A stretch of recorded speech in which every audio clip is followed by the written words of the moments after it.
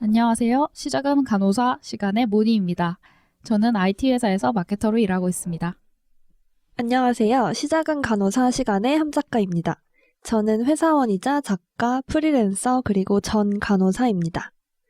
오늘은 드디어 시작은 간호사의 첫 인터뷰 방송인데요. 첫 인터뷰인 만큼 어떤 분을 모실지 고민을 진짜 많이 했죠, 우리. 오늘 모신 분은 모니님이 팟캐스트를 구상하면서 처음부터 꼭 모시고 싶어 했던 분이었는데, 모니님 소개해 주시죠. 말씀해주신 대로 오늘 제가 모신 분은 팟캐스트를 하기로 결심을 하고 나서 제일 먼저 제가 작년 말부터 출연을 부탁드린 분입니다. 워낙 탈임상 관련해서 고민도 많이 하셨고 업계 경험도 풍부하셔서 꼭 모시고 싶고 이야기를 들어보고 싶었어요. 7년차 의료기기 마케터 남보라 선생님을 소개합니다. 와. 갑자기 되게 민망하네요. 안녕하세요. 지금 현재 의료기기 마케터로 일하고 있는 남보라입니다. 저는 간호사로 약 5년 넘게 일을 하고 현재 의료기기 마케터로 일한 지는 30살 때부터 6년 꽉 채워서 이제 거의 7년 차죠. 네, 7년 차 된 의료기기 마케터입니다. 네, 저는 남보라 선생님 오늘 되게 처음 뵀는데 모니님께 얘기를 진짜 많이 들었어요.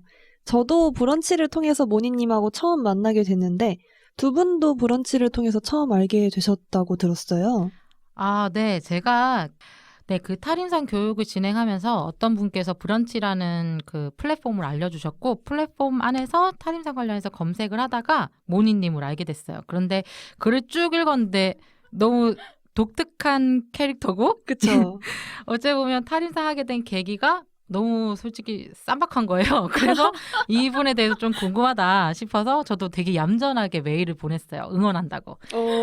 되게 짧게 제 딴에는 되게 온 마음을 다해서 글을 썼는데 그거에 한 두세 배 되는 메일을 다시 제가 네, 받았죠. 그리고 나서 탈임상 교육에 한번 오셔서 같이 이야기를 나누면서 좀 인연이 된 것 같습니다.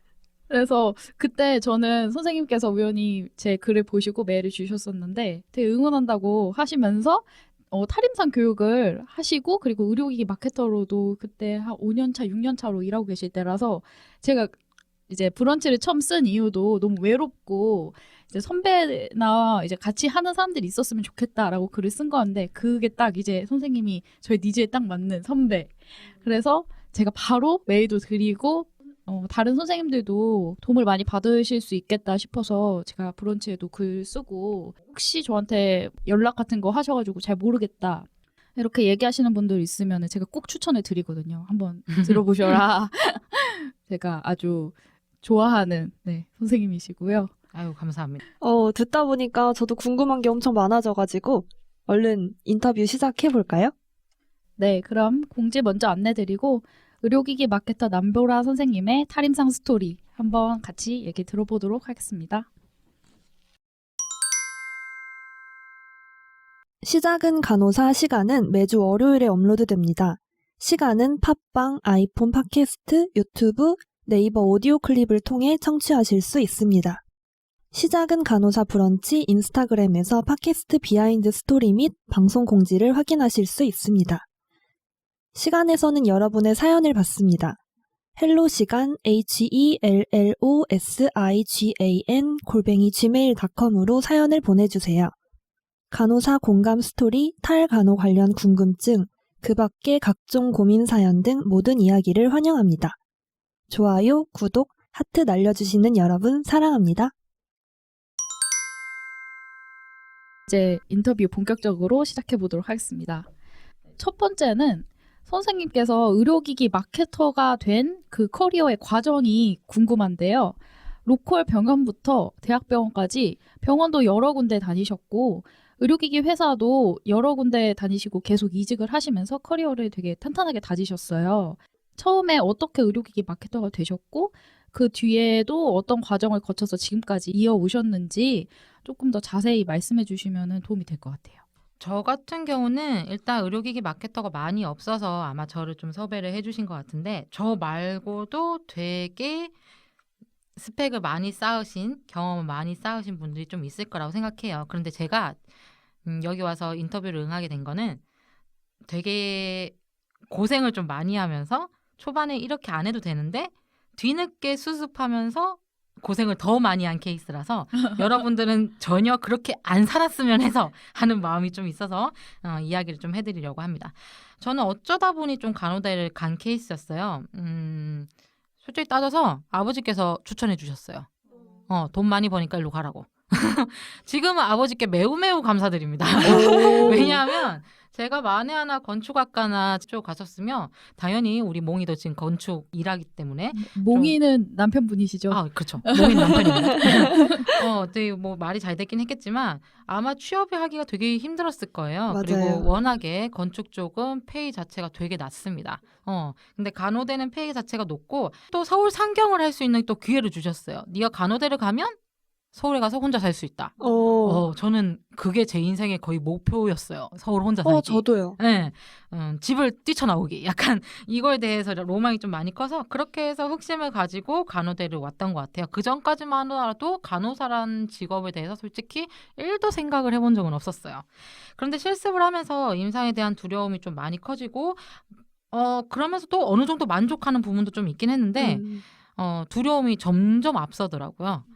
그래서 남들 다 취업 준비하면서 원서 쓰고 그 난리 부릴 때 저는 유학 준비를 바로 하고 면허를 따자마자 일 한 번도 안 하고 유학을 갑니다. 네. 그래서 국시를 보고 바로 합격을 한 그 다음 날 유학을 갔고요. 호주로 갔어요. 근데 맨 처음엔 좋았죠. 왜냐하면 남들은 일하고 있는데 저는 띵까띵까 어제 보면 열심히 공부는 했지만 남들 보기에는 또 띵까띵까잖아요. 그런 식으로 열심히 놀고 랭귀스쿨 다니면서 아르바이트도 하면서 그리고 나서 학교 다니고 막 이랬는데 어느 순간 현실의 벽과 호주 이민문이 닫히는 여러 가지 문제로 인해서 되돌아올 수밖에 없었어요. 그래서 한 1년 반 만에 한국에 되돌아왔죠. 그 유학을 준비를 하시고 갔다 오셨는데 사실 간호대에서 특히 유학 생각을 하진 않잖아요, 잘. 그렇죠. 유학을 가게 된 거는 아버지한테 허락을 어떻게 받았냐면 호주 간호사를 하고 싶다. 근데 미국은 좀 뭔가 인종차별이나 이런 거에 있어서 좀 두려움이 있고 그리고 경력을 채워 나서 이거를 기준으로 해서 이 경력을 가지고 앵클렉스를 보고 그래야 맞아요. 되는데 호주 같은 경우에는 지금은 잘 모르겠어요. 근데 아직까지 비슷하다고 믿습니다. 한 3학년이나 4학년으로 들어갈 수 있어요. 대신 호주는 졸업을 해야지 면허증이 나와요. 그러니까 한국 면허증을 쓸 수가 없다는 거죠. 무조건 학교를 다니고 졸업을 해야 돼요. 졸업하기가 쉽지가 않더라고요. 간호사 면허를 딸 수 있는 간호대를 간 들어가셔가지고 1년 반도 못하고 나왔어요. 왜냐하면 졸업도 못했고 그러니까 랭귀스쿨에서 학교로 가자마자 랭귀지 스쿨을 처음에 다니시다가 다녔다고. 왜냐하면 영어를 아예 못했기 때문에 랭귀스쿨을 6개월 정도 다녔다가 이렇게 넘어갔는데 이거는 절대 안 되겠다 그런 생각이 들면서 다시 되돌아왔죠. 어찌 보면 제대로 해놓은 게 없이 계속해서 이렇게 피해서 산 거예요. 내가 하고 싶은 걸 제대로 주장을 하지 않고 서울에 가고 싶다는 이유로 서울에 왔고 간호대로 왔고 그 간호사로 살아야 되는데 어찌 보면 그렇잖아요. 학교 생활을 했는데도 불구하고 그걸로 하기 싫고 그래서 호주로 어떻게든 좀 도피를 해보자고 호주로 갔는데 호주에서도 현실의 벽에 딱 부딪히니까 더 이상 이렇게 무언가를 하려고 해보지 않고 되돌아온 그렇게 되돌아왔고 되돌아왔을 때는 저는 어디든 취업이 가능할 줄 알았어요. 제가 영어가 나쁘지 않았고 그래서 어디든 취업이 될 줄 알고 되게 부푼 꿈을 안고 왔는데 취업이 안 되더라고요. 병원 취업이. 왜냐하면 그때는 지금 이게 제 나이가 이제 미리 밝혀야 될 것 같은데 제가 올해 36살이고 제가 병원 취업을 할 때는 토익이라는 거는 삼성 들어가기 위한 대기업을 들어가기 위한 시험이었고 영어 점수를 간호사가 굳이 왜 필요하냐. 결국엔 종합병원밖에 취업직이 안 됐고 하늘병원이라는 데 취업이 돼요. 한 6개월 정도 있다가 바로 취업을 했고 6개월도 취업이 전혀 안 된 거예요. 완전. 그래서 떠밀려서 그 병원에 취업을 하게 됩니다. 그래서 처음으로 어찌 보면 간호사 일을 하게 된 거죠. 26살 때. 26세. 그렇죠. 네, 그렇게 해서 일을 하고 했는데 너무 자유롭게 몇 년간은 살다가 병원이란 폐쇄적인 곳에 그리고 그것도 그 병원 실습을 해가지고 어느 정도 익숙해진 상태가 아니라 열심히 놀다가 갑자기 들어가게 되니까 이게 사람이 미칠 것 같은 거예요. 그리고 제가 아시는 분은 아시겠지만 제가 가만히 있는 성격은 또 못 되거든요. 뭐 잘못되거나 그런 거 있어서는 되게 막 투쟁하고 막 이런 항의 많이 하는 그런 애인데 거기서 신규로서 일을 하려고 하니까 너무 힘들더라고요. 그래서 몸 관리도 또 별로 안 하고 막 이것저것 불만만 많아서 입 튀 나온 채로 일하고 막 그러다가 그때 제 인생 최저 몸무게를 찍었던 것 같아요. 그리고 나서 응급실 한번 실려갑니다. 그런데 병원 가까이 살았으니까 당연히 병원으로 실려가겠죠. 너무 싫다. 그리고 제가 그때 워낙에 교포 화장을 많이 하고 있어서 제가 그 병원에서 약간 좀 또라이로 좀 유명했고 유명하셨어요, 되게 심지어. 얼굴도 되게 독특하게 생겼고 외국인 같이 생겨서 되게 유명했는데 그때 그 응급실 인턴이 제 걔다.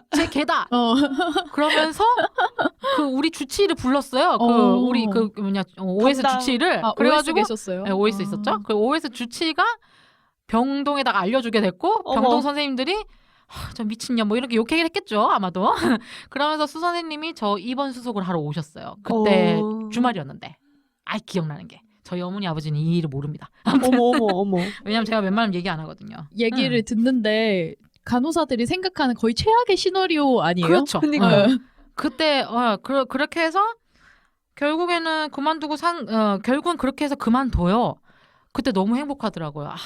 내가 이래 몸이 아픈데 이런 데서 더 이상 일할 순 없다. 난 나간다 이러면서 결국은 그렇게 해서 그만두고 몇 개월 해외에서 또 요양을 좀 즐기다가 지 혼자 상근직 근무가 가능한 로컬로 갔어요.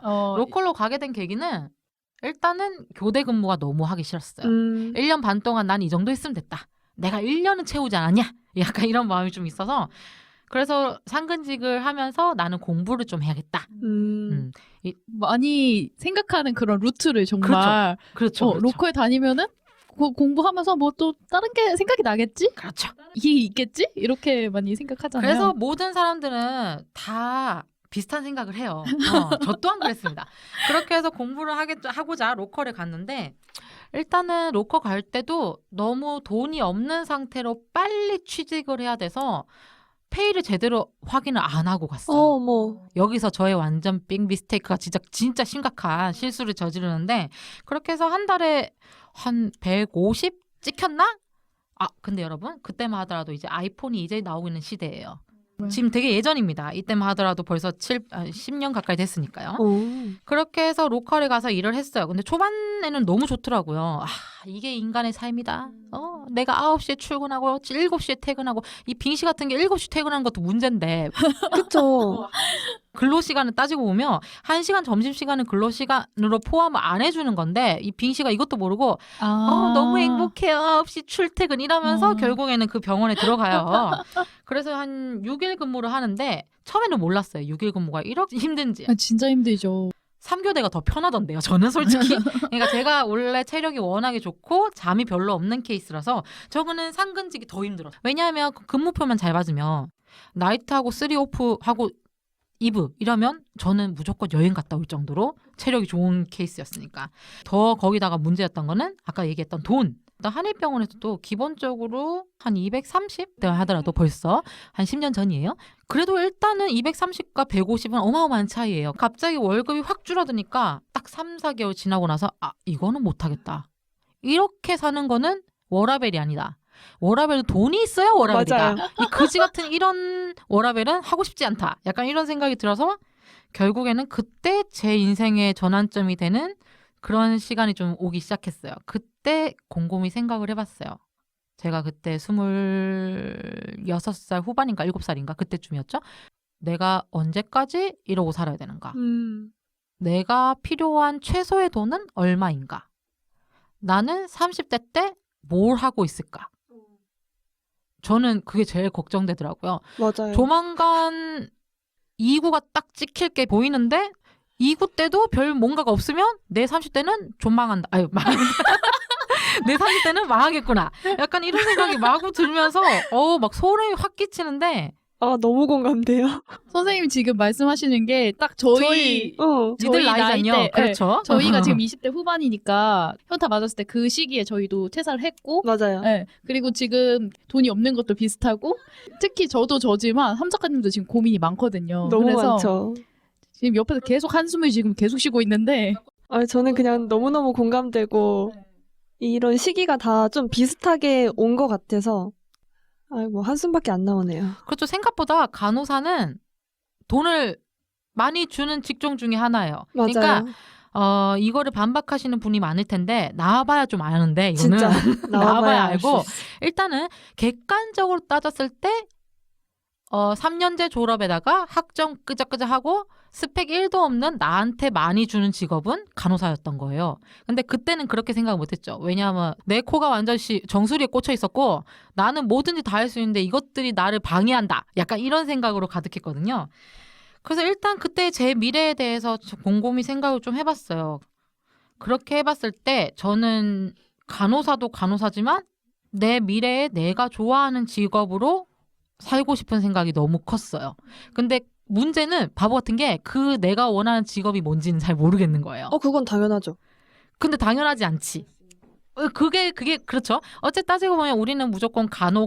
저는 또 유학을 간호 쪽으로 가려고 응. 갔다 왔던 거고 하다가 포기했지만 그러다 보니까 남들 다른 학과 애들이 20살, 21살, 22살 때 고민해야 되는 맞아요. 것을 나는 나이 들어갔고 27살 이때 고민을 하고 있으니 이게 너무 속상하고 내가 너무 내 스스로가 한심한 것 같고. 그쵸, 맞아요. 정확해요. 한심하고 이미 너무 늦은 것 같고 네. 그렇죠. 그래서 막 그때 그 고시텔에서 열심히 울었어요. 진짜. 그때는 그때 처음으로 연애도 안 했어요. 내가 너무 한심해서. 뭐가 미안해? 남편 미안해? 아무튼 그래서 연애도 못하고 막 쳐울고 막 드라마 보다가 또 그때 막 가끔 행복하다가 또 드라마랑 나의 인생이 또 너무 차이가 나니까 또 쳐울다가 막 이 짓을 많이 했죠. 그래서 그때 고민을 해봤어요. 내가 뭘 하고 싶은가에 대해서. 그때 좀 골반에 갇혀서 고민을 좀 해본 결과 저는 무슨 회사인지는 모르겠지만 일단은 회사는 가봐야 죽을 때 제대로 눈 감고 죽을 수 있겠구나. 나는 회사 가서 내가 무엇을 잘하는지 한 번은 겪어볼 것이다. 무조건 해볼 거야. 이런 생각으로 일단은 원서를 한번 쫙 써봤어요. 그 이력서를 다시 써본 거죠. 쉽게 따지면. 이력서를 쭉 써보고 여러분들이 알만한 모든 대기업의 제약이랑 의료기기 회사들 다 넣어봅니다. 어떻게 됐을까요? 광탈했다고 알고 있습니다. 그렇죠. 정말 거짓말 안 하고 한 번도 면접 보는 기회도 없었어요. 그래서 그때 딱 그걸 겪으니 그 정수리에 있던 콧대가 이제 막 가랭이까지 내려오는 거예요. 그래서 맞아요. 이래서는 안 되겠다. 그러면 나는 더 이상 이렇게 원서를 써서 넣는 거는 내 가슴에 상처만 될 것 같고 나는 더 이상 안 될 것 같으니 이제는 좀 스펙 준비를 좀 더 해야겠다라는 생각으로 쭉 생각을 해보니 내가 할 수 있는 게 학벌 세탁, 임상 경력, 스펙 쌓기, 뭐 컴퓨터, 영어, 뭐 대외 활동 이런 게 되겠죠? 막 그런 게 쭉 있는데 워낙에 돈이 없던 시대였어요. 어느 정도였냐면 진짜 거짓말하고 죄송해요 병원장님. 휴지도 막 집에 갖다 쓰고 막 병원에 있는 휴지 막 갖다 쓰고 막 그렇게 할 정도였고 제가 뭐 돈을 함부로 쓰는 그런 케이스도 아니었는데 워낙에 고정 지출비가 세니까 너무너무 힘든 거예요. 그래서 쭉쭉쭉쭉 생각을 해보니 나에게 스펙도 되고 돈을 주는 임상. 그렇게 해서 병원에 들어가게 되면서 병원 들어가서 한 1, 2년 있다가 탈임상을 하게 된 거죠. 저는 여기에서 되게 대단하시다고 생각해. 사실 한 번 이게 바람이 들면 병원에 다시 들어간다는 생각이 정말 하기가 어렵거든요, 사실. 그쵸. 그때 또 재밌는 이야기가 그때 제가 어느 정도 돈이 없었냐면 이걸 나중에 듣고 있는 우리 은영 언니 감사해요. 제가 그 병원 로컬 근무를 했을 때 간호사만 RM만 4명이 같이 일을 했어요. 그중에 언니 한 명이 그 언니의 언니가 코이카로 아프리카의 뭐 땡땡땡땡이라는 곳에 가 있었어요. 근데 언니는 그 간호사 2명이 다 간호사 자매거든요. 그 언니가 그 병원을 그만두고 로컬을 그만두고 그 코이카로 일하는 언니한테 가면 같이 여행도 할 수 있고 일도 같이 할 수 있잖아요. 그 언니는 코이카로 간 건 아니고 그냥 따라간 거죠. 그렇게 해서 가니까 보라에 너 한 1년 정도 가까이 집이 비울 건데 너무 힘들면 6개월 들어와 살아라. 뭐 어떻게 와, 저는 그때 세상에 이렇게 착한 사람이 있구나. 이 언니는 아직도 착해요. 언니 감사해요. 그래가지고 그 집에서 6개월 살면서 이직 준비를 하게 돼요. 일단은 마음에 좀 평안이 찾아온 거죠. 왜냐하면 월 3, 40 나가는 게 줄어드니까. 그러면서 곰곰이 생각을 해봤는데 아무리 봐도 회사에서는 저 같은 스펙을 안 뽑아줄 것 같은 거예요. 그러면 내가 여기서 실력을 키울 수 있고 내 스펙을 업그레이드 할 수 있는 거는 임상 경력밖에 없겠다. 그렇게 해서 병원에 되돌아갔고 되돌아갈 때 마음은 이거 아니면 안 된다. 더 이상 답이 없다. 들으시는 청취자분들이 남보라 선생님의 이 흐름을 되게 잘 찝어서 들으셔야 될 게 이렇게 생각하게 된 게 자신에 대해, 미래에 대해서 좀 진지하게 고민해 보시면서 여러 가지 방향을 생각하고 세 가지를 말씀해 주셨는데 진짜 누구나 생각을 해볼 수 있는 건데 생각을 하지 않아요. 나오려는 생각을 할 때서야 비로소 생각하게 되는 건 중에 하나인데 자신한테 어떤 게 맞는지를 좀 생각을 해보시고 하나를 선택하시면 정말 좋지 않을까. 그렇죠. 저는 그때 대학병원 원서를 넣으면서 기업병원이라 지금 여기서 어차피 나는 취업이 안 되니 제약회사든 의료기기 회사든 내가 원하는 회사에 이거라도 하지 않으면 시간을 너무 낭비하는 것 같은 거예요. 그렇게 해서 원서를 넣었고 들어가서 2년을 못 채우면 나는 더 이상 답이 없고 내가 원하는 인생을 30대 후반 그때 즐기지 못할 거다. 진짜 20대 후반에 딱 이런 생각 하는 것 같아요. 시간이 너무 아까워요. 그렇죠? 걱정돼 막. 네. 왜냐하면 이렇게 아무것도 안 한 채로 시간이 흐르면 나는 지금과 30대 중반이 똑같을 것 같은 거예요. 그게 너무 제일 무서운 건 그거였어요. 그렇게 해서 병원에 다시 들어갔죠. 미친 거죠. 어째 보면 28살에 22살이랑 같이 들어갔거든요.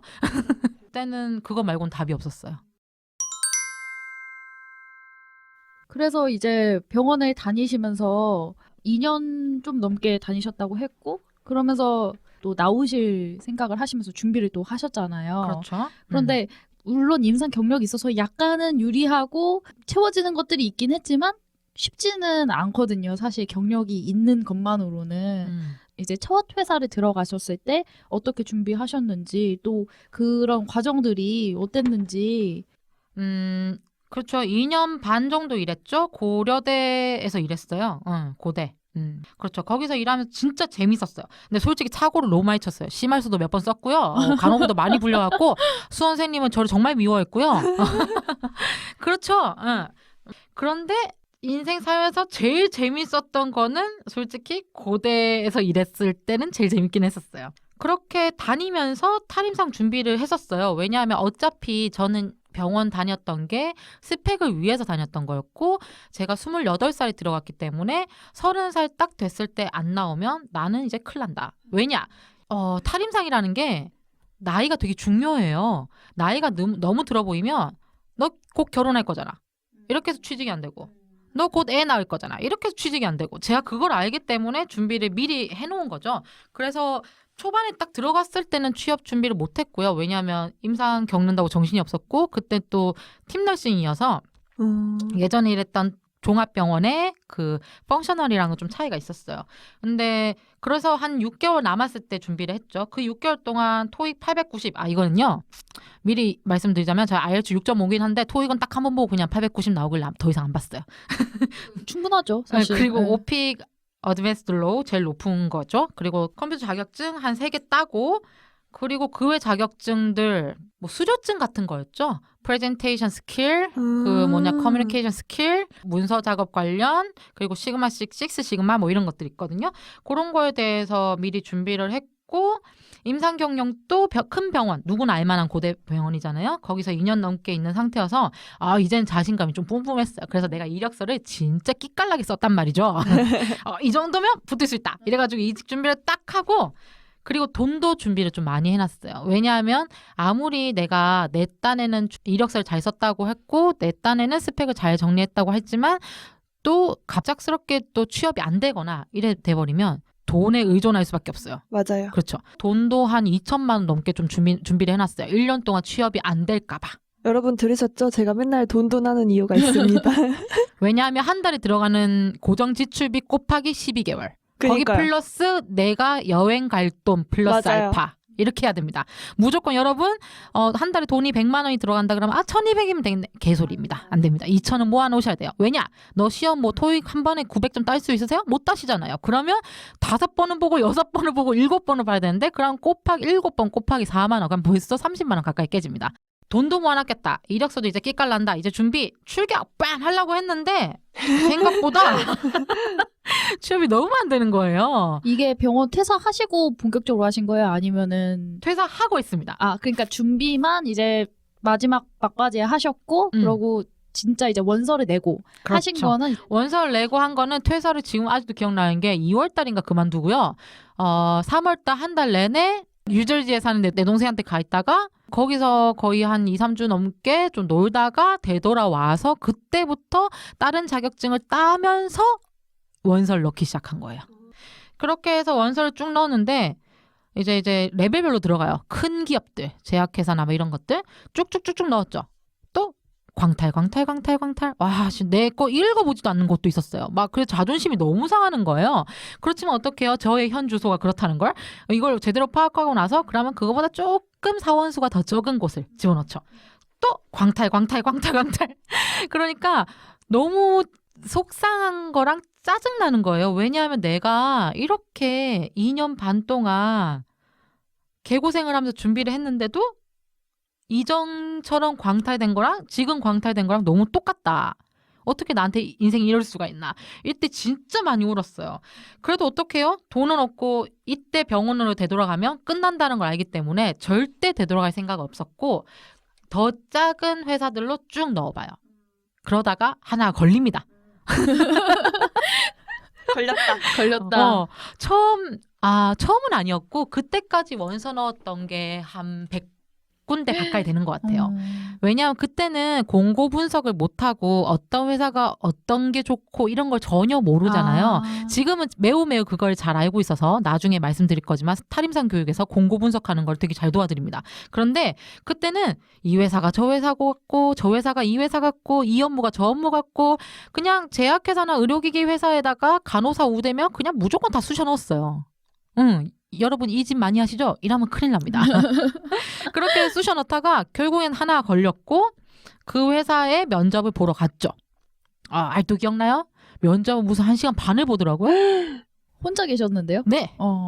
1시간 반을 받고 영업부 이사님께서 면접을 보셨고요. 1시간 반 동안 되게 재밌는 경험을 해요. 간호사 할 때는 절대 경험 못할 그런 면접. 인상적이셨나 되게 봐요. 인상적이었어요. 그때 이사님께서 저희 아버지 나이보다 조금 어리신 그 정도 급이신데 되게 내가 막 덜덜 떠니까 초반에 엄청 떨었어요. 이런 성격도 떨더라고요. 앉혀놓고 막 질문을 막 해주세요. 뭐 간호사인데 이렇게 오게 된 이유부터. 그런데 중간에 이렇게 살짝 돌변을 하시면서 이제 본격적인 질문을 하시더라고요. 한 15분은 아이스 브레이킹이었던 거죠. 그러면서 취업을 왜 안 된 거냐. 왜냐하면 간호사 그만둔 지는 이때인데 이때까지 뭐 했냐. 그쵸. 왜 취업이 안 됐냐. 이때까지 원서를 몇 개 넣었냐. 네가 생각했을 때 너는 왜 안 된 거 같냐. 이게 처음으로 딱 직격탄을 맞는데 속으로는 아이씨 내가 왜 이런 소리를 들어야 되지? 그런데 나의 처지는 요 말고 나를 불러주는 데도 없으니 열심히 웃으면서 뭐 이렇게 쭉쭉쭉 이야기를 해요. 그러다가 갑자기 결혼은 언제 할 거냐. 남자친구는 있냐? 그때 없었어요, 다행히. 그래서 다행이네요. 없다. 그러면서 제가 생각보다 연애를 잘 못한다. 거짓말 했죠. 연애를 그렇게 열심히 했는데. 그리고 전 독신이다. 막 이딴 소리를 합니다. 남자는 중요한 게 아닙니다. 저한테는 일이 중요합니다. 막 이런 개소리를 하면서 그렇게 해서 결국에는 면접을 합격을 했어요. 합격은 집에 가가지고 도착하자마자 다음 주에 출근하라고 연락이 왔어요. 그래서 저는 다른 데 면접 볼 생각도 못했어요. 왜냐하면 이렇게 나를 불러주는 곳이 있구나. 감사하다. 감사해요. 뭐 이런 식으로 해서 들어갔으니. 그리고 제가 그나마 마케팅 관련해서 너무 하고 싶었는데 마케팅 부서였어요. 그리고 페이는 확실히 당연히 병원보다 작죠. 그렇지만 생각했던 거를 맞춰주시긴 했어요. 나는 되게 낮게 봤어요. 일단은 미리. 나의 마지노선은 여기까지다 하는데 네. 뭐 그 정도는 그걸 됐다. 맞춰주셨어요. 그러니까 당연히 이거 갖고는 예전에 간호사 생활했던 것처럼은 하지 못한다. 그렇지만 일단은 경험이라 생각하고 나는 나이가 많지 않으니 정규직이면 일단 들어가자. 이런 마음이었고 여러분 잘 생각을 하셔야 돼요. 나 이걸 듣고 있는 사람들이 25살, 6살이면 저는 가능한 대기업의 계약직으로도 일해보는 것도 추천해요. 그렇지만 이제 슬슬 이렇게 늙어가는 이런 마당에는 계약직으로 걸어가면 이제 큰일 납니다. 그렇기 때문에 어떻게든 정규직으로 가서 많은 업무를 해볼 수밖에 없었고 저는 저의 상태를 너무나 잘 알고 있었기 때문에 그렇게 해서 바로 취업을 하게 되죠. 그래서 첫 출근하게 되고 회사는 수술이랑 마취과 제품을 제조하고 판매하는 회사였고요. 그래서 마케팅팀 대리로 처음으로 들어갑니다. 대리로 들어갔던 거는 어떻게 경력 인정을 받아서 대리급으로 올려주신. 저도 그게 그런가요? 궁금했어요. 맨 처음에는 전 직급의 순서도 몰랐어요. 맞아요. 잘 모르죠. 잘 모르죠. 여러분 이야기를 하자면 받아 쓰실 분들은 받아 써주셔도 돼요. 사원, 그러니까 한마디로 신규로 얘기합니다. 그리고 나서 주임 1, 2년 차를 얘기하겠죠. 그리고 대리 3, 4년 차, 5년 차 뭐 이쯤 얘기합니다. 그리고 과장, 차장, 부장, 이사 뭐 이런 식으로 쭉쭉쭉쭉 전무 뭐 대표이사 뭐 이런 식으로 올라가는데 그 회사는 주임은 없었어요. 사원에서 바로 대리로 올라가는 거였고 저의 간호사였던 경력을 인정을 해주셨어요. 오. 그런데 이게 좋은 점도 있고 안 좋은 점도 있어요. 좋은 점은 뭘까요? 좋은 점은 어쨌든 페이가 그렇죠. 이제 확실히 회사 일을 하는 분들 아시죠? 그러니까 페이가 사원이 아닌 이상은 한 꼴랑 뭐 얼마 안 되지만 한 2, 300, 1, 200 정도 올라갈 수는 있습니다. 그런데 안 좋은 점은 문제는 저는 회사의 생태가. 그렇죠. 이해가 병원은 어떻게 입원을 시키고 어떻게 응급실로 와서 쭉쭉쭉쭉쭉쭉쭉 다 하는데 회사는 무언가 하나를 하려고 해도 미치겠는 거예요. 그러니까 단적인 예로 제가 포스트잇이 필요해요. 이거 어떻게 해야 될까요? 약간 이런 상황인 거죠. 제가 출장을 갔다 왔는데 교통비를 제 걸로 냈어요. 그럼 이거 돈 받아야 되잖아요? 이걸 어떻게 해야 되죠? 약간 이런, 그러니까 아무것도 모르는 거예요. 이제야 뭐 기한서 쓰고 품위서 쓰고 뭐 직열 써가지고 돈 빨리 내놔라 막 압박하고 이걸 다 하는데 그때는 진짜 너무 모르니까 초반에 너무 힘들었죠. 그래서 지금 생각하면 그때 그 회사에서 일했던 1년 반 좀 넘던 그 기억이 간호사로 일했던 것보다 수십 배 힘들었어요. 제 친구들도 간호사 하다가 나와서 일반 회사 취직한 분들이 한 1년 차 때 진짜 너무 힘들다고. 죽을라 그래요. 회사라는 거에 신규로 들어간 게 너무 괴롭다. 근데 나이가 들었는데 신규야. 내 맞아, 나이가 맞아요. 들었는데 아무것도 못해. 이미 한번 신규를 떼고 왔는데 또 다시. 그런데 우리가 잘하는 업무 분야가 아니야. 맞아. 그런데 남들은 간호사 출신이니까 이것도 할 줄 알겠지? 약간 이렇게 생각해. 그러니까 막 미치겠는 거예요. 그래서 좀 고생을 많이 했죠. 그때 너무 스트레스 받고 너무 체력이 안 돼서 제가 그렇게 체력이 좋거든요. 진짜 체력의 끝판왕인데 체력이 너무 안 돼서 살이 10kg 가까이 찌고 얼굴에 트러블도 엄청 나고 그럴 정도로 스트레스를 많이 받았어요. 그런데 어떡해요? 뭐 처음에 나를 받아준 회사고 이 회사 아니면 못 간다. 그리고 나는 여기서 포기하면 다시 병원에 가야 된다. 그게 엄청난 원동력이. 그렇죠. 이거는 모든 걸 무찌를 수 있는 힘이 됩니다. 그래서 모든 업무를 진짜 하나하나 다 해치우기 시작해요. 웃긴 게 회사 업무는 빨리빨리 해치울 필요가 없어요. 맞아요. 그러니까 쉽게 얘기해서 우린 8시간 동안 이걸 안 해치우면 그 다음 쌤한테. 그렇죠. 그 다음번에 올려오는 그 마귀가 나를 괴롭히잖아요. 근데 이런 마귀가 없어. 왜냐하면 나 혼자 해치우고 나 혼자 해결하고 나 혼자 정리해갖고 위에 부서에서 잘 이야기만 하면 돼. 그렇죠. 팀장님도 어차피 우리 편이야. 약간 그런데 이때는 제 부서에 팀장이 없었고 제 혼자는 아닌데 일단 뭐 거의 저 혼자 일을 했으니까 저 혼자 영업부와 모두 다 협업을 해서 일을 해야 됐고 그러다 보니까 내가 빨리 해서 빨리 해주면 다 좋은 줄 알았어요. 근데 일을 막 시키는 게 되죠. 그렇죠. 그쪽에는. 그러니까 어느 순간 저는 한 6개월 만에 야, 일 좀 잘하니까 일 좀 막 시켜봐봐.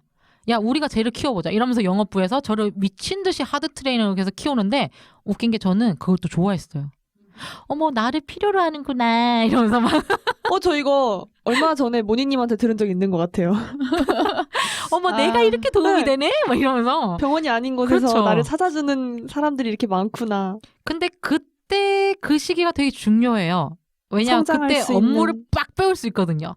그렇게 해서 미친 듯이 업무를 미친 듯이 배우다가 나중에 한번 현타 오죠. 뭐 굵직한 프로젝트 몇 개 받고 아 잠깐만 이거 지금 약간 지금 제 얘기 하시는 자꾸 모니님 얘기하시는 것 같은데. 지금 계속 약간 눈물을 글썽이면서 듣고 있어.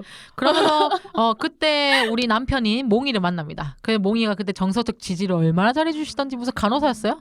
그래가지고 그래서 막 몽아 이러면서 막 울고 짜고 그런데도 오빠는 사회생활을 10년 넘게 똑같은 회사에서 계속 하고 있었다는 그런 식이었거든요. 그게 가능이 거의 대단한 인내의 사람. 아이콘이에요. 삶에 그렇게 모든 건 쉽지 않다 이러면서 막 그러면서 막 또 나를 어루만져 주니까 또 몽아 이러면서 쳐 울다가 어떻게든 해내고 해서 1년 반쯤 돼서 결국엔 뭐 퇴사를 했고 뭐 이유가 있는 퇴사였어요. 그렇게 해서 여러 개의 회사를 좀 거치다가 여러 개는 아니죠. 한 2개의 회사를 거치다가 올해까지 근무한 회사에서는 피부과 성형외과 장비를 제조 판매하는 회사였고 거기서 해외 영업팀 내에 임상학술팀 과장으로 승진을 해서 2년 반 넘게 일을 열심히 하고 번아웃이 이빠이 된 후 지금 현재 이직 준비를 하고 있고 쉬고 있는 중입니다. 사실은 저희가 질문을 여러 개를 준비를 했는데 이걸로 끝내도 될 것 같거든요, 사실. 그쵸? 안 돼. 나 이렇게 끝낼 수 없어. 언니 할 말 많아. 네, 이제부터는 좀 더 자세하게. 지금까지는 병원을 들어가고 그리고 어떤 과정을 거쳐서 탈임상에 성공하시고 그리고 지금까지 회사에서 겪은 일들 뭐 이런 거 아주 간단하게 얘기를 해주셨는데 조금 더 이번에는 자세하게 얘기를 들어보면 될 것 같아요. 그래서 그래서 좀 더 자세하게 이렇게 들어가 보면은 처음에 회사 취업을 준비하셨을 때 네. 어떤 부분 때문에 탈임상이 힘드셨던 것 같은지. 저는 저의 기준으로 얘기하자면 이게 저의 기준과 딴 사람 기준이 좀 다른 것 같아요. 제일 힘들었던 부분은 저는 이미 무엇을 하고 싶은지는 결정이 되어 있었어요. 일단 회사의 마케팅. 왜 마케팅이셨어요? 제 성격을 생각을 해봤을 때 이게 제일 맞았어요. 남 앞에서 설치는 거 좋아하고 발표하고 누군가 이렇게 막 영업으로 꼬시는 거 좋아하고 그리고 그거를 이뤄내는 과정 자체를 되게 좋아해요. 개인적으로. 네, 프로젝트를 무언가를 맡고 그렇게 했을 때 영업보다는 일단은 마케팅이 맞겠구나. 그래서 이게 제약회사든 헬스케어든 의료기기든 일단 마케팅을 가야겠다. 초반에는 몰랐죠. 그렇지만 원서를 써보고 면접 봐가면서 이게 맞았던 거죠. 그래서 일단은 저희 기준에서는 보통 모든 여러분들이 무슨 과를 가고 싶은지 어떤 팀을 가고 싶은지를 잘 모르시잖아요. 맞아요. 직무를. 근데 저는 이거는 일단 알고 있었어요. 이걸 알고 있다는 그 기준 하에 제일 어려웠던 점은 제가 갖고 있던 경력이 의미가 없을 때였어요. 그러니까 저는 나이가 28살에 임상을 다시 하러 간 거는 이게 도움이 많이 될 줄 알았어요. 그리고 저의 간호사 면허증이 금빛 면허증인 줄 알고 있었죠. 그런데 면접을 모두 다 볼 때마다 그쪽 인사팀이나 그쪽 부서장들이 이야기하기로는 나이도 많고 그런데 회사 경력이 없네요. 네, 그래서 경력이 없어서 거의 광탈을 많이 당했던 걸로 기억해요. 그래서 그 부분이 가장 힘들었죠.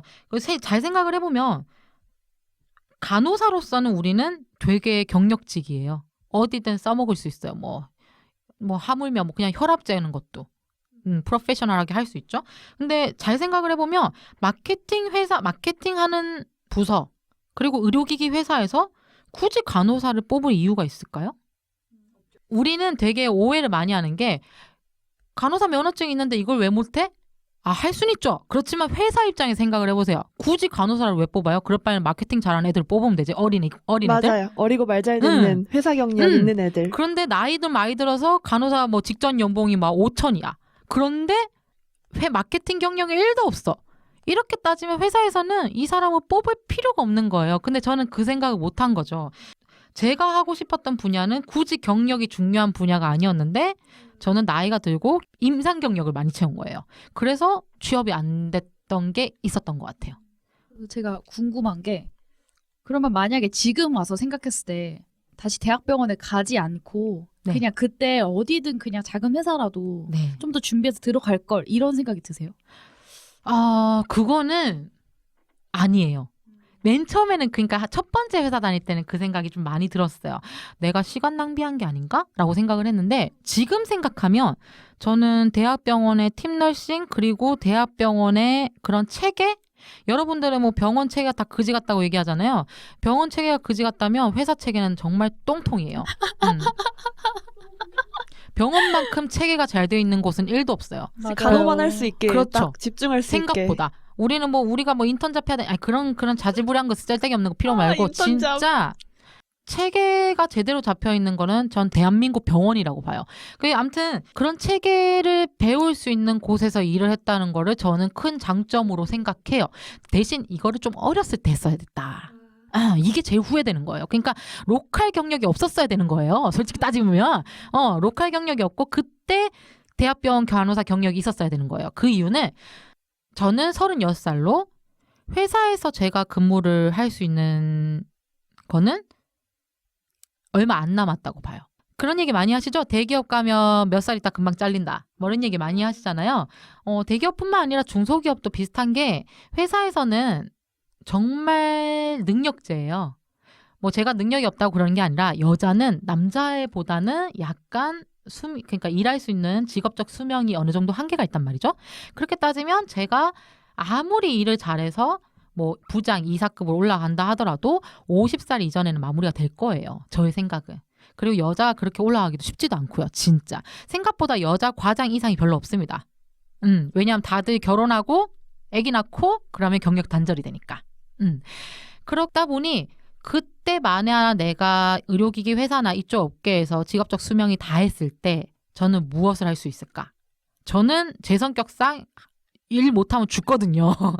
진짜 정신병 걸린 스타일이라서 일을 어떻게든 할 건데 그때 제가 간호사로 배웠던 그 대학병원에서 배웠던 그런 체계적인 업무 그런 거를 기반으로 해서 요양병원에 다시 간다거나 아니면 뭐 수간호사를 하겠다는 건 아니지만 병원 관리, 병원 마케팅 아니면 제가 성형외과나 피부과 쪽으로 꽤 오래 일을 하고 이쪽 업계를 웬만하면 다 알고 있습니다. 그래서 뭐 상담 실장들을 관리하는 직종 이쪽이나 이렇게 들어갈 수 있거든요. 그런데 이럴 때 가장 도움이 되는 건 대학병원 2년 반의 경력이었던 걸로 이해해요. 지금도 생각하고요.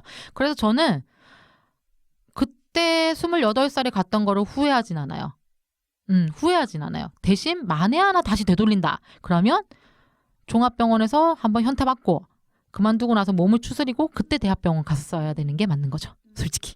진짜 대학병원 들어가서 힘들어서 나오시려는 분들이 한 번만 더 생각해 보셨으면 싶은 게 이런 이유 때문에라도 대학병원에서 경력을 채우고 나오는 것도 좋다. 물론 정말 안 맞으면 그만두는 게 맞지만 뭔가 좀 더 미래를 생각해보고 어디를 갈 것이다라는 방향을 세웠을 때 경력이 된다라고 하는 건 보통 대학병원 경력이기 때문에 할 수 있으면 거기서 조금이라도 1년 이상은 다니시면은 좋지 않을까 싶기도 하고. 저는 되게 들으면서 인상 깊었던 게 얘기하시는 거 들어보는 그러면 굳이 대학병원은 안 가도 된다는 말씀이신가? 이런 걸로 들렸는데 왜냐면 아주 임상 경력이 없으셨던 건 아니잖아요. 솔직히 말하면.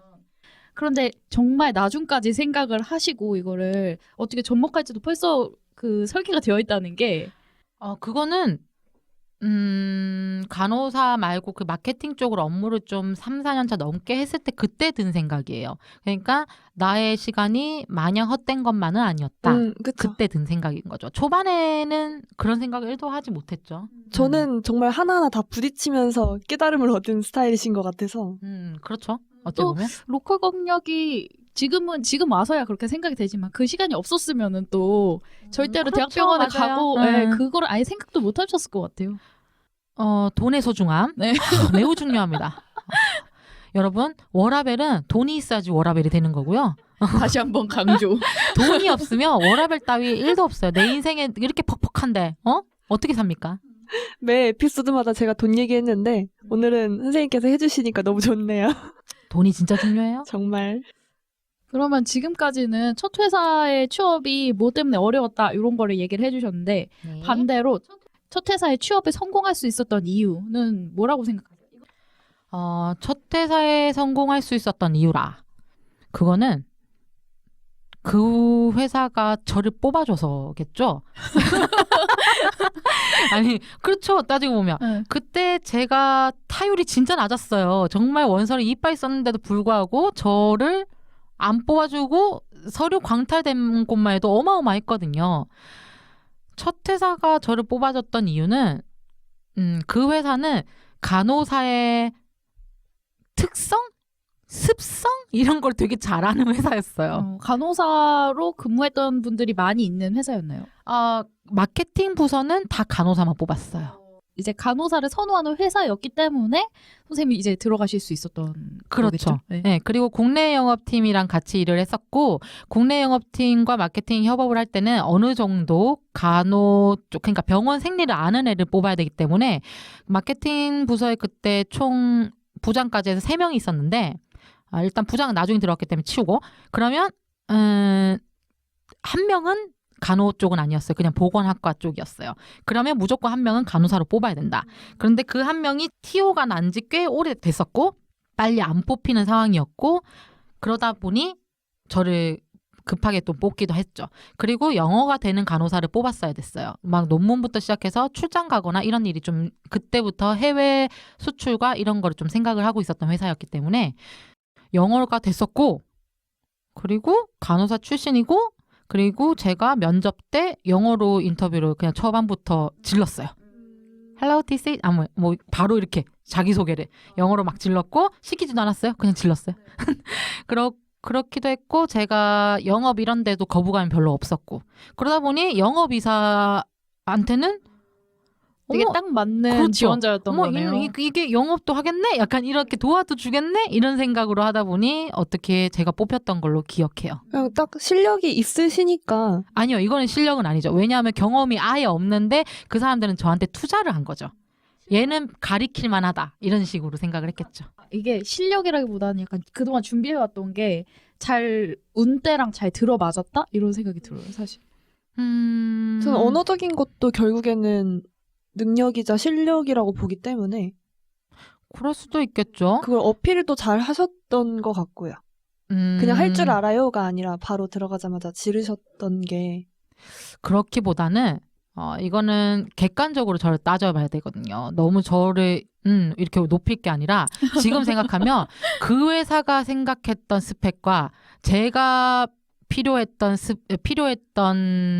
경험 그쪽 회사에서 줄 수 있었고 그리고 제가 어느 정도 생각했던 마지노선의 돈 이게 또이또이가 잘 맞았던 거예요. 어째 보면 타이밍. 지들도 내가 필요했고 나도 지들이 격하게 필요했어요. 그렇게 했던 타이밍이 딱 아다리가라 하죠. 그게 딱 맞았던 그런 시기였고 그렇게 해서 들어갈 수 있었던 걸로 생각해요. 그래서 지금 하시는 일에 굉장히 만족하고 열심히 하고 계신데 근데 병원에서 임상간호사를 하면서도 굉장히 그때가 즐거웠던 경험이라고 잘 맞으셨다고 했어요. 그래서 임상간호사가 잘 맞았는데도 불구하고 그리고 그 대학병원이 안정적이고 되게 좋은 직업인데도 불구하고 지금의 커리어를 선택하신 이유가 있다면 어떤 게 있을까요? 여러 가지 이유가 있겠죠. 일단은 나열을 좀 해보자면 첫 번째, 체력적인 한계. 제가 아까 미리 말씀드렸지만 저는 체력이 되게 좋은 편이에요. 좋은 편이어도 30대 후반까지 3교대를 하고 싶지는 않았어요.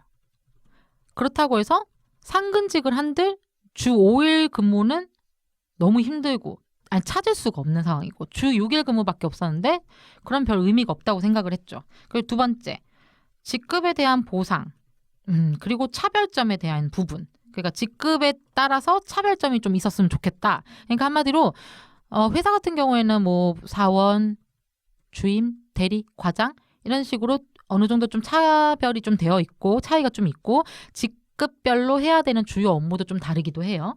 그리고 그에 따라서 호칭이 좀 달라지죠. 확실히. 사원 누구누구님, 누구누구 주임님, 누구누구 과장님.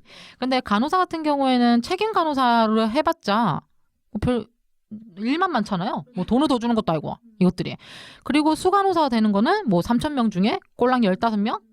근데 그쪽이 되려면 또 학벌도 박사급 가까이 돼야 되는데 병원에서 학교를 다닐 수 있는 여건이 될까요? 되게 하겠죠. 그렇지만 이것도 입부 받아야 가능한 거예요. 범표를 받으려면 듀티표. 그러다 보니 이거는 좀 아니다. 그래서 간호사는 직급이 따로 있지 않고 모든 간호사가 같은 업무를 하고 있는 거에 대한 불만. 왜냐? 나는 좀 더 잘하고 싶은데 다른 걸 더 하고 싶은데 그래봤자 내가 열심히 해봤자 쟤는 왜 저거래? 약간 이런 소리를 들으니까. 그리고 세 번째, 회사 근무 그리고 내가 할 수 있는 다른 직업에 대한 로망. 그때만 하더라도 여자들이 주인공이 되는 드라마가 되게 많았어요.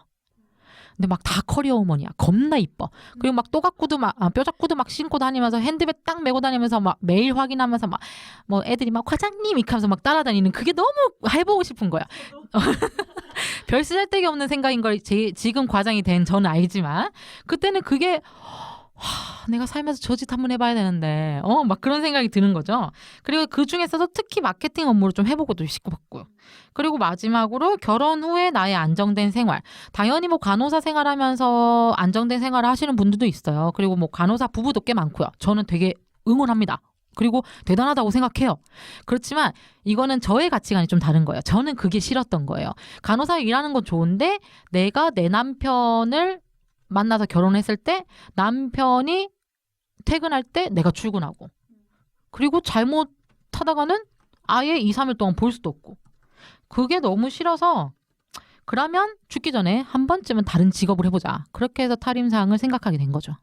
얘기 들어보면은 일반적인 것도 있는 것 같아요. 그런 회사원에 대한 로망도 있었던 것 같고 또 공감이 되는 거는 이제 직급 체계라던가 뭔가 성취감이 없다는 부분이 공감이 되는 것 같아요. 간호사가 아무래도 평간호사 아니면은 뭐 주임 간호사 그리고 수간호사 정도밖에 없고 연차가 올라가도 물론 그 관호의 퀄리티는 달라지겠지만 그렇죠. 정말 성과적으로 나오는 거는 없잖아요. 그렇죠.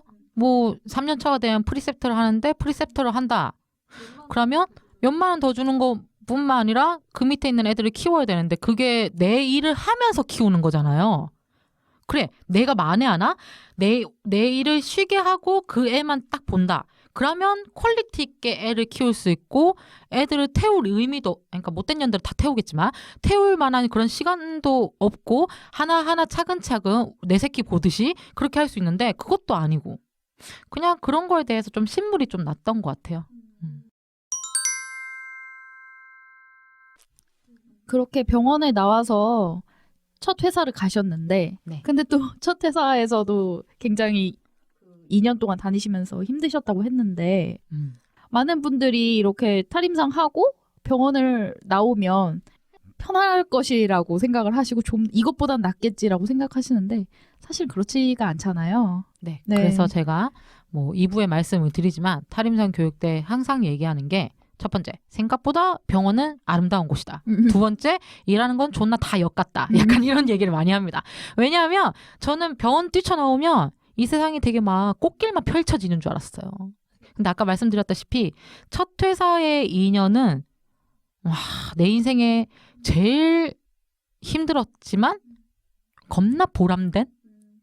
힘들어야지 뭔가 보람됐나 봐요. 되나 봐요. 진짜 정말 힘들었는데 되게 재밌게 일하기도 했지만 일단은 솔직히 지금 생각하면 힘든 게 90%예요. 그 정도로 많이 힘들었어요. 그래서 뭐 때문에 그렇게 힘드셨나 이게 궁금하실 것 같아요. 그냥 힘든 게 뭐 병원 들어가서도 힘들잖아요. 처음에 회사 들어가면 왜 힘들지? 이게 좀 궁금하신 분들이 많을 것 같아서 어떤 것 때문에 구체적으로 힘드셨는지 그리고 그 시기는 또 어떻게 극복을 하셨는지. 쉽게 생각해서 우리는 3년제, 4년제 간호학과를 나올 때 다 실습을 가잖아요. 그럼 우리의 미래들이 그 앞에서 일하고 있어요. 맞아요. 그걸 보면서도 힘들 것 같다. 어떻게 나 저 못하겠다 이러는데 이때까지 4년, 5년, 7년, 8년 어떤 사람들은 이렇게 한 번도 회사 생활을 전혀 못하다가 낯선 곳에 나 혼자 갑자기 떨어지는 거예요. 그런데 이게 어떻게 쉽겠어요. 아무것도 모르는데. 근데 나이가 있고 직급이 주어지면 이 정도는 알아야 되는데 얘는 왜 이것도 못해? 왜 그 사람들이 그러면 제가 간호사였던 걸 이해해 줄까요? 아니요, 이해 못 하거든요. 왜냐하면 막 그 똑같아요. 우리도 항상 이야기를 하잖아요. 착하고 일 못하는 것보다 차라리 못돼 처먹고 일 잘하는 게 나한테 피해 안 주고 좋다. 그거랑 똑같거든요, 회사도. 그래서 처음에는 나는 일단 무조건 잘할 수 있어, 잘해야 돼 이런 생각으로 멘탈 진짜 단단히 먹고 간호사 때 또 겪었는데 이것도 뭐 할까? 나는 맞아. 할 수 있다. 그래, 한다. 이런 약간 이런 마음으로 가요. 그런데 문제는 너무 회사에 대한 프로세스를 모르는 거예요. 일 처리하는 방법. 일단 처리하는 방법 문제가 아니라 일을 시작하는 방법도 몰라. 갑자기 날 떨궈졌는데 뭐 해야 될지 모른 채 한 일주일이 지나가는. 그럴 때 나의 그 자괴감. 맞아. 나는 왜 자기가. 이러고 있나? 왜 나에게 교육을 제대로 해주지 않는 거지에 대한 불만. 막 이런 게 자꾸 커졌죠. 사실 교육이라는 게 없잖아요. 회사에서는 알아서 잘 해야 되고 가르쳐주면 감사한 거고. 모니님 교육 받았나요? 저는 당연히 그런 정규적인 교육은 당연히 없고요. 그냥 하면서 다행히 저는 사수가 있었고 그분이 되게 붙어서 알려주는 스타일이어가지고 제가 모르는 거 있으면 물어볼 수 있었고 피드백을 좀 잘 받은 그런 좋은 케이스예요. 어떻게 보면 저는 제 인생에 사수가 한 번도 있었던 적이 없어요. 병원 빼고 되게 좋았던 선생님들도 있었어요. 병원 때는. 그래서 고대에서 일을 잘 배울 수 있었어요. 사고는 많이 쳤지만. 근데 회사에 딱 가니까 내용을 하나하나 알려주는 프리셉터 같은 존재가 당연히 저는 있을 거라고 생각했는데 어머, 한 달 동안 저를 버려준 거예요. 저는 완전 유기견 신세였어요. 진짜 눈치만 보네. 그렇게 아무것도 모르니까 그때 뭐 갑작스럽게 뭐 급하면 자기들이 과제를 하나 툭 던지고 보라 대리님 이거 해주세요. 근데 이거가 뭔지도 몰라. 어떻게 해야 하는지도 몰라. 언제까지 해야 되는지도 몰라. 그러니까 막 미치겠는 거예요. 그래서 1개월은 너무 답답했죠. 근데 제가 성격상 이때까지 30살 되기 전까지 참 많은 걸 겪었잖아요. 그때 약간 성격이 개조가 많이 됐는데 그때 성격상 모르는 걸 가만히 냅두지 못해서 가만히 있지를 못하겠는 거예요. 어떻게든 해야 하고 어떻게든 내가 여기서 살아남지 못하면 나는 다시 병원행이다. 약간 이런 생각에 그 전에 직원이 했던, 그러니까 저는 한 번도 인수인계를 받지 못했지만 인수인계서와 그 전에 직원이 해놨던 뭐 폴더나 이런 걸 봐가면서 하나씩 분류해보기 시작했어요. 그 중에 제품을 제일 많이 알아야 되는 게 마케팅 부서예요. 왜냐하면 우리가 영업사원도 교육을 해야 되고 의료진도 교육을 해야 되기 때문에. 그래서 제품을 알기 위해서 주요 제품과 비주요 제품, 매출별, 산업별 분석을 쫙 다 해서 병원 판매 순으로 또 분석을 쫙 다 해서 그에 따라서 제품 공부를 일주일에 3개씩, 일주일에 2개씩 하나씩 다 팠어요. 그리고 모르는 게 생기면 영업부한테 진짜 끈질기게 가서 물어보고. 이게 아무도 시키지 않았는데 혼자서 하신 거잖아요. 그렇게 해야 하더라고요. 안 그러면 나한테 일을 안 주니까요. 모르니까. 네. 그렇게 해서 하다 보니 영업부들이 쟤 뭐야? 마케팅부에 애 하나 들어온 게 되게 의욕이 넘친다 이러면서 저를 좀 알아봐 주기 시작했고 그렇게 해서 협업 일을 하면서 업무를 빨리 배우기 시작했던 걸로 기억해요. 그래서 이제 보라 선생님이 제가 막 상담하고 막 이러면은 선생님이 항상 하는 게 너 퇴근 몇 시에 하니? 근데 그때 왜 그렇게 물어보시냐면은 선생님이 처음에 일을 하기 시작해서 잘 모르시니까 진짜 몸으로 부딪히고 하시면서 정말 맨날 야근하시고 일찍 출근하셔서 일하시고 그러시면서 정말 그 시기를 극복하기 위해서 엄청 노력을 많이 하셨다고 저한테 많이 말씀을 해주셨거든요. 뭐 2부에 다시 말씀을 드릴 건데 마케팅 쪽에서 가끔 뭐 설명회 같은 게 하는 게 있어요. 내가 판매하는 제품이 좀 판매를 하기 위해서, 그러니까 판매 촉진을 하는 방법 중에 하나인데 프로모션이나 프레젠테이션 그리고 아니면 데모스트레이션을 하러 가는데 보통 그 부서 그렇게 판촉 활동 많이 할 때 마케팅 부서가 일을 많이 해요. 그래서 제품이 그쪽 병원에서 요청을 하죠. 프레젠테이션을 좀 해주십시오. 데모스트레이션을 좀 해주십시오. 그럴 때 제가 보통은 갑니다. 마취과 제품을 팔았기 때문에 마취과 시작하기 전에 가가지고 한 1시간 1시간 아니면 40분? 짧으면 30분 정도 활동을 해야 돼요. 근데 병원 마취과가 시작하는 게 보통 8시 첫 수술이니까 7시 40분 이전에는 무조건 정리가 돼야 되니 7시나 아니면 6시 반에 그 교육을 시작을 해야 되는 거예요. 그러면 뭐 병원이 가까이 있으면 몰라도 뭐 아주대라던가 뭐 어디 뭐 수원 어디 뭐 이런 식으로 되게 멀다. 뭐 일산 어디다 이러면 저는 새벽 4시 반이나 5시에 보통은 택시를 탑니다. 아니면 영업사원이 날 데리러 옵니다. 막 이런 식으로. 그런 식으로 가서 업무를 하고 뭐 그쪽에 간호사 선생님 아니면 그 펠로우들 막 인사하고 그러면 한 8시 반쯤 마무리가 돼요. 그렇게 해서 회사를 가요. 그러면 9시 근무를 시작하죠. 그러면 보통 애들이 막 3시간 정도 일찍 나왔으니까 일찍 가도 되는 거 아니냐. 회사는 이런 게 없죠. 그런 거 하려면 공무원 하셔야 돼요. 그래서 그렇게 해서 6시에 퇴근을 하거나 일이 또 생기면 밤늦게 퇴근하거나 그 다음 날에 또 프레젠테이션이 있는데 만에 하나 다른 업무 때문에 준비를 못했다? 그러면 또 2-3시간 더 야근하고 9시, 10시에 퇴근을 해서 그 다음날 새벽 4시에 다시 일어나는 이런 식으로 일을 많이 했어요. 초반에는 정말 어쩔 수가 없는 것 같아요. 이게 지금 생각하시면은 또 지금 봤을 때는 그렇게 오래 걸릴 일도 아닌 그렇죠. 것들도 있잖아요, 사실. 그렇죠. 근데 그때는 아무래도 한계가 있기 때문에 어쩔 수 없기도 하고 또 그런 시간이 지나오셨기 때문에 지금 일을 하실 수 있는 거고. 그렇죠. 데모스트레이션에 이런 거면 솔직히 준비하는데 10분? 그러니까요. 저 일을 하는데 제 상사가 제가 이런 거 너무 힘들어요 이러면 이거 그냥 이렇게 하면 되고 이렇게 하면 되고 이렇게 하면 되고 이렇게 얘기를 해서 전 너무 이게 도와주시려고 저한테 말씀을 하시는 건데 좀 너무 스트레스 받는 거예요. 왜냐면 너무 간단하게 얘기하니까. 그분한테는 간단하니까. 근데 저는 이게 1-2시간 걸리는 일이거든요. 그분한테 간단하지만. 그거는 쉽게 구력의 차이예요. 어쩔 수가 없어요. 왜냐하면 시간과 경험을 지나야 돼요. 근데 그냥 지나는 게 아니라 겁나 잘 지나야 돼요. 완전 푹 담가져가지고. 그래서 이제 눈 딱 뜨면 뭔가 프로젝트 딱 생겼을 때 어떻게 준비해야 되는지 막 차트가 착 생각이 날 때까지 일을 하셔야 돼요. 저희 상사가 그러거든요. 이걸 한번 보면은 착착착착착착 이게 다 해가지고 너가 이걸 할 수 있어야 된다라고 하는데 저는 한 개 파는 것도 진짜 너무 힘들거든요, 지금. 그 시간이 필요하죠. 화이팅입니다. 갑자기 제가 또 상담을 했는데 네, 이런 시간들을 이제 지나시면서 지금 7년차 의료기기 마케터로 일하시고 계시는데 이러면서 업무 범위도 계속 달라지시고 이제 승진도 하시면서 보는 그런 레인지도 달라지시고 했을 것 같아요. 그래서 선생님께서 평소에 이런 커리어를 유지하거나 뭔가 도움이 되기 위해서 하시는 노력이 많으실 것 같은데 어떤 게 있을까요? 그렇죠. 초반에는 뭐 운 좋게 대리로 시작을 했어요. 일을 하나도 몰랐기 때문에 사원이랑 다름없는데 직급만 대리였던 거죠.